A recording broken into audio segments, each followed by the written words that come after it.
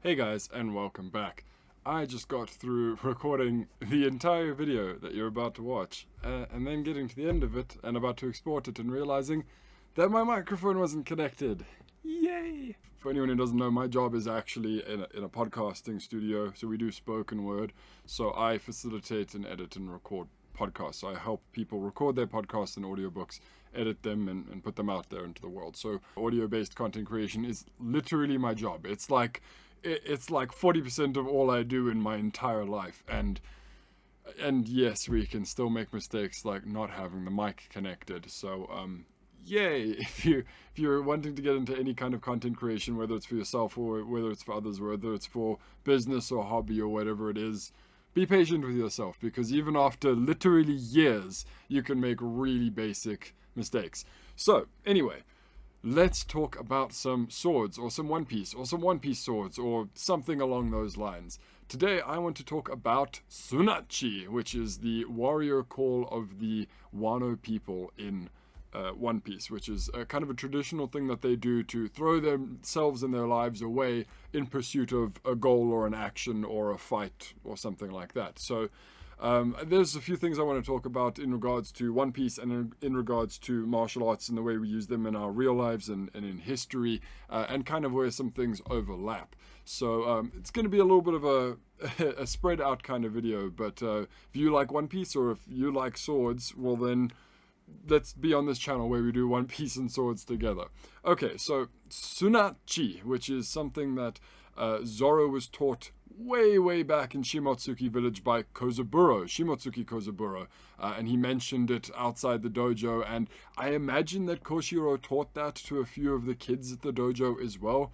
I think Kozaburo even mentions that, hey, aren't you going to be doing this like all the other kids are? Because, you know, Kozaburo's talking about it then. And Zoro just kind of goes, nah, that sounds kind of lame. I'm not really into that, which I thought was so interesting. But I think it's a lot deeper than that. So let's get into Sunacchi and what it actually means and how it applies to the real world and how people use it today. Because we in Kendo use something very similar. So I'm going to talk about one thing and then another thing. One of them is kind of related to Sunacchi and the other one is exactly the same thing, but they all kind of tie together. So let's talk about Kendo a little bit. So if you don't know what Kendo is the way of the sword, is the Japanese way of the sword. We don't use real swords, we use bamboo swords, because what we're doing was we're training the actual mindset and techniques of using the sword, which is not the same as doing something like Katori Shintoryu, which is a live blade and it's more presentation based. Kendo is very lifestyle based. It's a martial arts about training yourself and learning to live by the blade, essentially, through the same teachings that Bushido uses and that the samurai used, which is pretty much what Zoro is based on. So let's talk about a couple of small things in there that tie really well into this whole idea of Sunacchi. So the first thing we're going to talk about is called Kiai. Kiai is your spirit's presence in a fight in Kendo, essentially. So there's a lot of terms that we're going to go over. So when you're in a shiai, which is a match or a tournament, or even in training, we do it as well. What you need to do is kind of call out what target you're going to attack. There's men, which is up there. Kote, which is one of your gloves. Kote means gloves. Your do, which is this plate that we wear on the front, and you can hit do or gyakudo, door or reverse door, or you can hit ski, which is a stab right to this little area here. There are also like sayu men and things like that, but as the targets, there's men, kote, do, and ski. Those are the ones that you can hit. And when you hit them in a shiai or even in practice, you need to kiai. So when you hit someone with a men, you go man, and then you not run away, but you show zanshin, which is, this is going to be a lot easier with a sword, but you strike and then you need to show your intention in that strike, whether you're moving forwards or backwards. So we've got a strike, we've got zanshin, and we've got kiai. So kiai is the really important thing. It is literally you calling out the men or the kote or the do, or whatever you're trying to strike. But it's not just about shouting. Actually very similar to Conqueror's Haki in that way. You are imposing your will on your opponent in the fight. Yes, it's also, audible and visible to everyone who's witnessing the fight, anyone who's just there to watch the Shiai, for instance. But the real purpose of it is to really impose your spirit on your opponent, really be present in that fight. Even in the small ways of calling your attacks. When you start a fight, you always kiai before you begin the fight.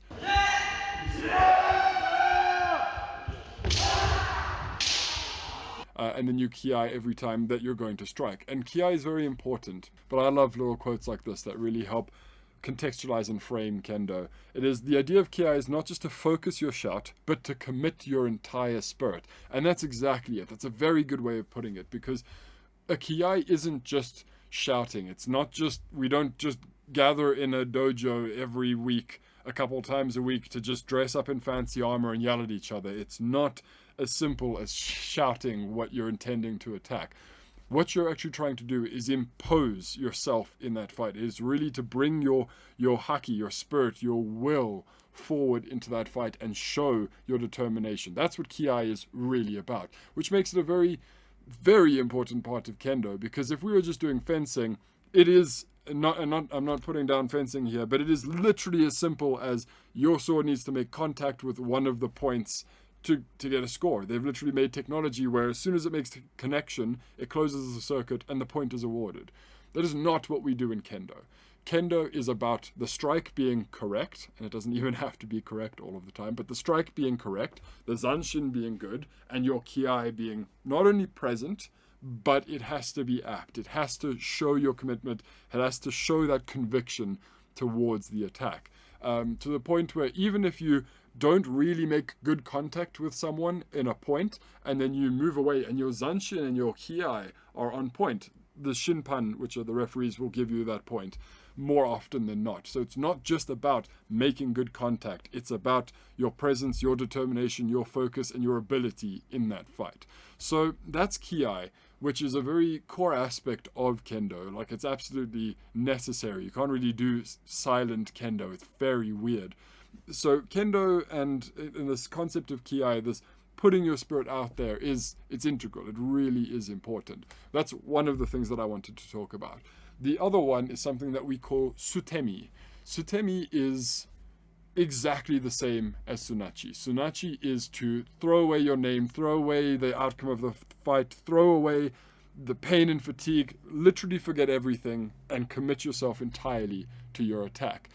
In One Piece, they use it for Sunacchi, to go raid Kaido. They're going, well, it's been 10 years, we're not getting any younger, we just kind of have to YOLO it. It's basically YOLO, just less actually awful. But it is full-on commitment to this goal, this attack, whatever it is. Sunacchi or Sutemi is to fully commit yourself towards it. So it's very much like what Musashi said back in the day, Miyamoto Musashi, which is, again, it's like Leonardo da Vinci. It's not really his name, but you probably know who I'm talking about. And he said you need to fight as if you were already dead. It's the only way to attain real victory, is to fight with nothing left of you in the fight. You don't jump in for an attack and you're going for that man and you're thinking about, oh, but what if he goes, it doesn't matter. You commit. Whether you're going to get hit, whether you're going to die, whether you're going to lose the fight, it does not matter. In that present moment, you need to commit yourself entirely through it, which is a very interesting practice, and that is something we do in Kendo. It's something that I'm learning. I still struggle with it a bit. When I started my Kendo, I struggled a lot with committing to my attacks, because something I would do, very self-critical. I don't have a sword, which is very unfortunate. I've got a giant ruler, though. That kind of works. This is dangerous, but whatever. So what I was doing in my Kendo is I would get ready for an attack, and then as I'd move in, I'd stop. And I wouldn't finish the attack. I wouldn't follow through with the attack because my grip was wrong, or my footwork was wrong, or something was wrong about the attack. And I would stop myself midway through instead of executing the attack. And it's something I've gotten a lot better with over time. I'm still quite new to Kendo, but it's something I've gotten better with, which is fully committing to your attacks. It's very important. It's vital for Kendo. You can't be second-guessing yourself or going, that strike isn't quite good enough, I'll do it better next time. Do the strike. Even if it's the worst fucking strike you've ever done in your life, do the strike and then go, right, that was awful. what can I do to change it? This part of it was good, this part of it was bad. Let's do another strike. That's a very important distinction to make early on in Kendo. And kind of one of the logical conclusions, or one of the extremities of this kind of thinking, is Sutemi or Sunacchi, where when you're in a fight, regardless if it's the first point in the fight, the last point in the fight, the first match in the day, the last match in the day, it doesn't matter. You give your absolute all and your full commitment to every one of your attacks. That's essentially how I view it anyway. And I think it's very interesting because as much as it's a very cool idea, and it really does align well with Bushido and what I'm learning in Kendo now and what the samurai have been embodying for hundreds of years, is something that Zoro kind of outright denies. He just says, oh, that kind of sounds weird, I'm not going to say that. And I find that very interesting because he absolutely does. I can't even name off the top of my head. There are just so many examples of times that Zoro has put something else before him in the fight. Not only to talk about his dream and Luffy and giving that all up and everything like that, but he understands that when he's in a fight, he's in that fight. The pain that he's experiencing, the wounds he came into that fight with, all of it irrelevant because he commits himself entirely to his attacks, and he understands the importance of the fights that he's in and the importance of winning in those fights, but he doesn't let it distract him or cloud his techniques. He trains and he executes his techniques, and he puts everything aside for that goal of the fight or for the goal of himself as a swordsman. That is his swordsman's pride. Very much the same kind of thing that the conversation he had with Mihawk back at Baratier with the scars on her back or a swordsman's shame. It's very in line with that whole kind of thinking. And I think it's just very interesting that Zoro openly and blatantly just says, no, we don't do that here. Well, at least he doesn't do that here, even when everyone else in Shimotsuki Village does. I just always found that quite interesting. There's a lot I love about One Piece, a lot more now that I've started Kendo, particularly Zoro. Zoro's always been my favorite character. He is the best. Used to be a little bit of a mix-up between Zoro and Luffy, but for the past couple of years now, easily Zoro. And since I started doing Kendo, blows everyone out the water. I identify with Zoro so much more now, and on such a deeper level than I did before, because I train in the same art that he does. Granted, I'm not nearly as good at it as he is, and he's been doing it for significantly longer, but it's the same kind of thing. And a lot of the things that I believe and I believe are good through Kendo are kind of reinforced by Zoro and vice versa. So I think it's very interesting to just kind of get that context, a little bit of Japanese kind of culture and a little bit of specific knowledge on the martial art that he uses, and how Oda uses that to kind of make a platform for his character, or even transcend the platform and make an even better character than that. I think it's very, very cool. As a Kendoka, as someone who loves One Piece, as someone who loves swords and is learning to make swords, all of these things kind of come together at this one spot for me, and I love talking about things like this that are One Piece and real life Kendo, that where they kind of meet. Like that Hungry Days ad where Zoro and Mihawk were versing each other in a Shiai, and Zoro got absolutely destroyed. I mean, that's exactly what happened, especially because it was a reference to that. But it was so cool to see him in full Kendo gear and getting knocked straight out of his Kendo gear, which is not how Kendo works, but cool nonetheless. So, yeah, just kind of wanted to talk a little bit about Sunacchi and Sutemi and Kiai, because some of these are things that we use in real life, and I'm learning myself in my Kendo to apply to my real life, which has a lot more use cases than you might think. It's a very helpful thing. And it's fun. It's really fun. So, yeah, just a short little video somewhere between One Piece and Kendo and swords, and, you know, that's pretty much where I like my channel niche to be. Thank you so much for sticking with me through the video, and I'll see you on the next one.